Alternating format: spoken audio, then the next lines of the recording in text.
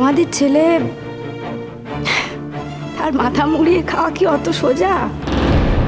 তিনি তো তেমন মানুষই নন। চুপ করো, চুপ করো। বুলি ফুটেছে, বড় বড় কথা। যাও, দূর হয়ে যাও, দূর হয়ে যাও আমার চোখের সামনে থেকে, দূর হও। বাবা, আপনি মুখে যে কথাগুলো বলছেন, মনে মনেও সেই কথাগুলোই বলছেন তো? তাহলে আমি বুঝবো যে আমার আপনাকে চিনতে ভুল হয়েছে। জানেন বাবা, আমি না কোথাও বিশ্বাস করি যে আমি অন্তত আপনাকে চিনতে ভুল করিনি। আপনার আরেক স্ত্রীর সম্মান রক্ষা করেছি বলে আপনার আশীর্বাদের হাতটা একবার হলেও মনে মনেই আমি জানি আপনি আমার মাথায় তুলেছেন।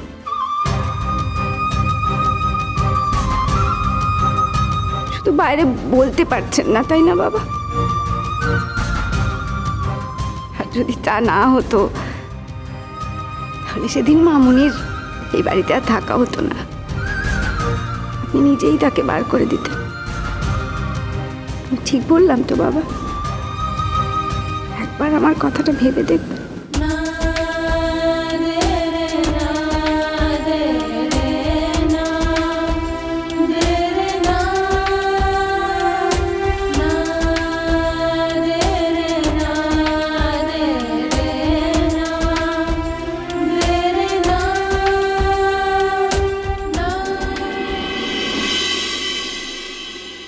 আমাকে ক্ষমা করো শ্রেষ্ঠা, এতগুলো বছর তুমি আমার সাথে কাটিয়েছো, জানো তো আমি কি পারি কি না পারি। বলছি কি করে তোমাকে বোঝাই, তুমি প্লিজ বোঝার চেষ্টা করো। তুমি আমার কাছে এসো। আমি তো চলেই যাচ্ছিলাম, সবাই মিলে এমন করলে আমি এত অপমান আর সহ্যই করতে পারছি না। বিশ্বাস করো দেবজিৎ, এক মুহূর্ত আমার এ বাড়িতে আর থাকতে ইচ্ছে করছে না। এত বছর পরে আমি বুঝতে পেরেছি পরিষ্কার আমার কাছে, তুমি রাধাকে ভালোবাসো। না শ্রেষ্ঠা, না, তুমি ভুল করছো। না, তাহলে তুমি এটা কেন করলে বলো? এতগুলো বছর আমরা যে সময়টার জন্য অপেক্ষা করছিলাম, যে দিনটার জন্য অপেক্ষা করছিলাম, সেই সময়টা যখন এলো তুমি নষ্ট করে দিলে। কেন কে আটকালে? যেতে দিলে না কেন? কি ব্যাখ্যা আছে তোমার কাছে? বলো, কি ব্যাখ্যা আছে? কি যুক্তি আছে তোমার কাছে বলো?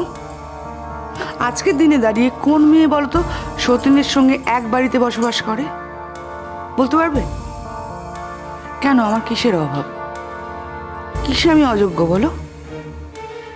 আমি এর থেকে একটা বেটার লাইফ ডিজার্ভ করি না? প্লিজ শ্রেষ্ঠা, বোঝার চেষ্টা করো, বোঝার চেষ্টা করো। যে মুহূর্তে ও বাড়িটা ছেড়ে চলে যাচ্ছিল, আমার চোখের সামনে আমার মা বাবার মুখ ভেসে উঠলো। আর স্পেশালি আমার বাবার। ও আমার বাবাকে খুব ভালোবাসতাম, আর আমার বাবা ওকে খুব ভালোবাসতেন। সে টুক কেয়ার অফ দেম, খুব খুব খেয়াল রাখতো। এটা তো তুমিও জানো শ্রেষ্ঠা, যে ওর বাপের বাড়ির দিকের অবস্থা খুব ভালো ছিল। তাও তাও আমার বাবা মার কথা ভেবে, এই পরিবারের কথা ভেবে এই বাড়ি কোনোদিন ছেড়ে যায়নি, কারণ আমার বাবা চাইতেন না যে ও যাক। আর আজ যথারীতি ওর কেউ নেই। আজ যদি আমি ওকে বার করে দিই, ও তো রাস্তায় রাস্তায় ঘুরে বেড়াবে। এতটা অমানুষ আমি কি করে হব শ্রেষ্ঠা? না, আমি হতে পারবো না। ওর প্রতি আমার কোনো ফিলিং নেই, কোনো অনুভূতি নেই। আর এই কথাটা তুমি জানো, খুব খুব ভালোভাবেই জানো। কিন্তু আমার পরিবারের জন্য ও যা করেছে সেটা আমি নিজের চোখে দেখেছি, সেটা আমি কি করে ভুলে যাব? আমি আমার মা বাবাকে ভুলতে পারি না, তাদের চাওয়াকে ভুলতে পারি না। আর যদি আজ এখানে দাঁড়িয়ে তুমি আইনের কথা বলো, তাহলে বলবো ও তো রাইটফুল ওনার। আর যদি লিগলি কথাটা বলো, তাহলে তো বলতে হয় এই বাড়ির মালকিন ও। লিগলি আমি ওকে তাড়িয়ে দিতে পারি না। ওকে তাড়িয়ে দিলে অন্যায়টা আমারই হতো।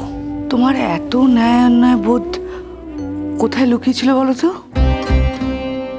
কোথায় লুকিয়েছিল? তুমি এগুলো আমাকে বলনি তো এত বছর ধরে? কেন তুমি আমার সঙ্গে গলা মিলিয়ে বলেছিলে তুমি ওই মহিলাকে তাড়াতে চাও? কেন বলেছিলে বলো? বিশ্বাস করো, বিশ্বাস করো, ওকে ওকে তাড়িয়ে দেওয়ার কথাটা না আমি ভেবেছিলাম খুব সহজেই আসবে, কিন্তু ও সত্যি যখন এই বাড়ি ছেড়ে চলে যাচ্ছিল আমি পারিনি, আমি ওকে চলে যেতে দিতে পারিনি। এটা এটা আমি অনেস্টলি তোমার কাছে কনফেস করছি। তুমি আমার স্ত্রী, আমি আজ এখানে দাঁড়িয়ে তোমার সামনে কোনো মিথ্যে কথা বলিনি, আগেও আজও বলবো না। আমি অনেস্টলি বলছি আমি পারিনি। এখন যদি সব জানার পর আমি তোমাকে প্রত্যাখ্যান করতে চাই, আমি যদি বলি তোমার সঙ্গে থাকতে আমার সম্মানে লাগছে, কি করবে তুমি?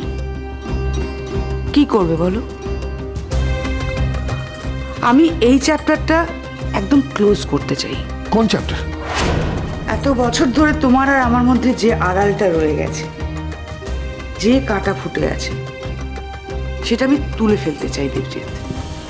তাতে তোমার সঙ্গে আমার সম্পর্ক হয় থাকবে না থাকবে না।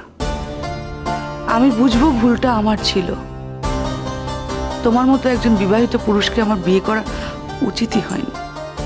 এখন তো আমার ওর মতো বিশ্বাস করতে ইচ্ছে করছে যে তুমিও এটা মানো। সইয়ের ছাড়াছাড়িকেও তুমি বিশ্বাস করো না, সইয়ের বিয়েকেও তুমি বিশ্বাস করো না। নাহলে আমাকে তুমি এত অপমান করতে পারতে না।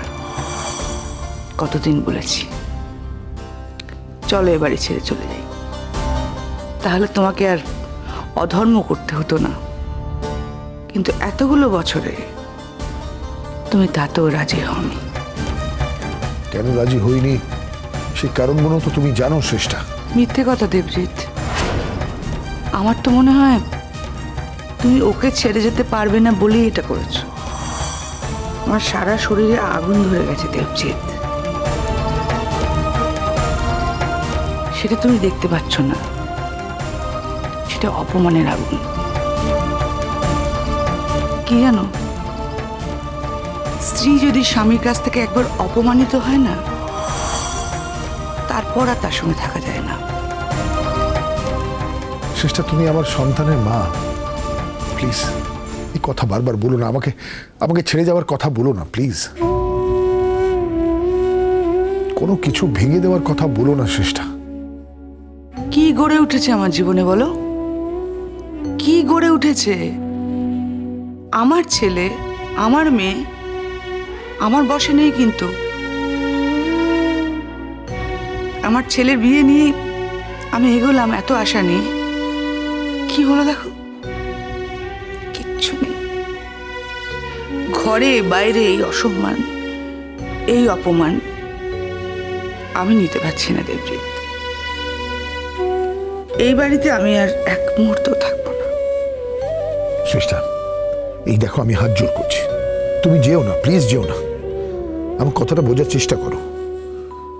তুমি কি চাও? একই বাড়িতে দুই স্ত্রীকে নিয়ে বসবাস করতে চাও? তুমি কি মধ্যযুগের পুরুষ? আমি অসহায়, নিরুপায়। তুমি তো জানো যে আমার রাধার সাথে কোনো দাম্পত্য জীবন নেই। এটা তোমার চেয়ে ভালো কেউ জানে না, তাই শুধুতে এই দাম্পত্যর কথাটা এনো না। অ্যাট দ্য সেম টাইম এটাও ঠিক যে আমি ওকে বাড়ি থেকে তাড়িয়ে দিতে পারছি না, আর এর জন্য তুমি যা শাস্তি দেবে আমি মাথা পেতে নেব। কিন্তু তুমি আমাকে ছেড়ে যাওয়ার কথা কোনোদিন বলবে না। আই লাভ ইউ, আমি তোমাকে ভালোবাসি। আমার দাদার প্রতি একটা কর্তব্য আছে, সেটা ঠিক। সেটা কিন্তু আমার তরফ থেকে না, আমার মা বাবার কথা ভেবে। এবং হ্যাঁ, to an extent I am grateful to her. আমি কৃতজ্ঞ। তাছাড়া কিচ্ছু নেই, কিচ্ছু নেই।